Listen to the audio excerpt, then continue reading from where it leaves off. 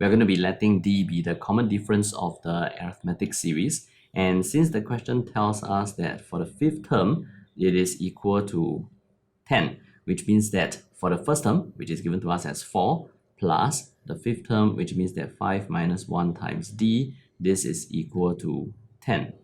This tells us that the common difference for this arithmetic progression is going to be 3 over 2. And our aim is to find the 30th term.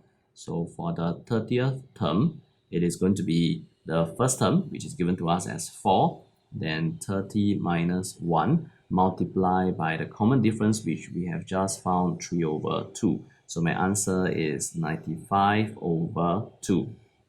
What we are supposed to do now is to sum from the 21st term all the way until the 50th term.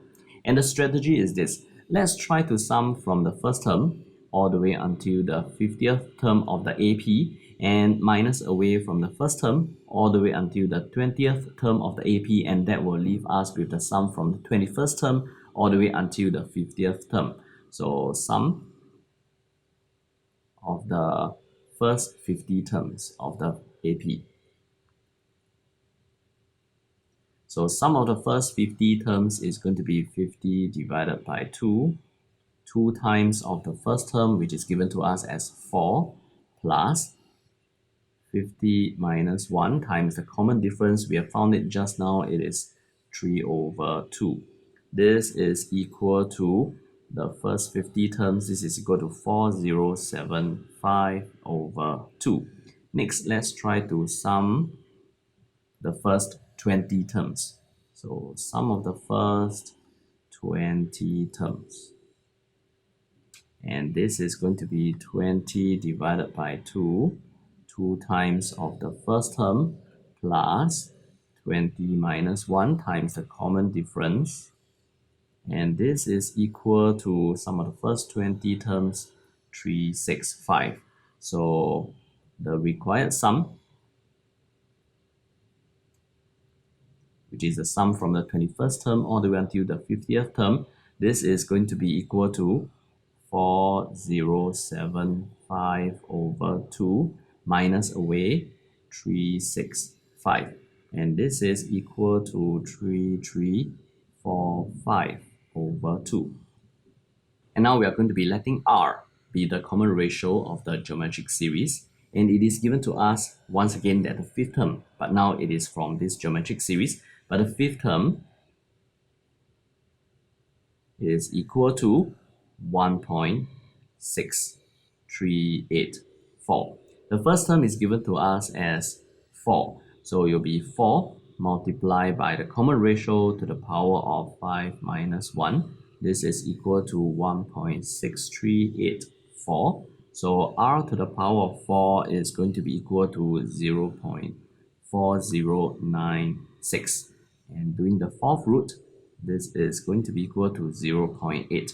We are rejecting the negative R because the question tells us that R is a positive number. So we have gotten R, which will give us the possibility to find the sum of infinity of this geometric progression, especially when R is between minus 1 and 1. We know that the sum to infinity is going to exist.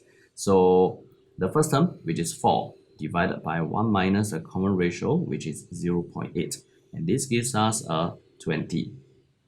We are given that for this geometric series, the sum of the first n terms is bigger than 19.6.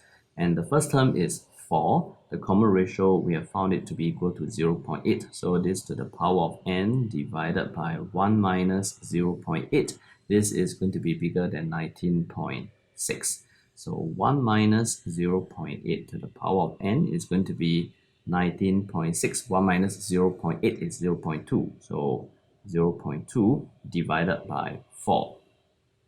And 0.8 to the power of n is going to be smaller than 1 minus 19.6 multiplied by 0.2 over 4. This gives us 0.8 to the power of n is supposed to be less than 0.02. And this is what the question wants us to show. So we have achieved the first part of what the question wants, and we are supposed to then solve for the smallest possible value for n. Let's ln both sides. So we will do a ln of 0.8 to the power of n, which I'm going to just sort of like bring it forward. So this is supposed to be less than ln of 0.02. And now here is something that is a little bit tricky because we are going to be dividing ln 0.8 across an inequality. And let's not forget that when we try to ln something that is between 0 to 1, it is going to be a negative value. For the graph of y is equal to ln x, the graph looks something like this. This is the y-axis, the x-axis. So we have something that is like this. This is my ln graph. So from 0 to 1, when I ln something, it is going to be a negative value. So we are expecting this to be negative. When I divide this across the inequality notation, the inequality notation should swap. So n is supposed to be now bigger than, if I were to evaluate this, 17.531. So what is the smallest possible value for n? When n, we know it is an integer value. So the smallest possible integer value for n. The smallest possible value for n is going to be equal to 18.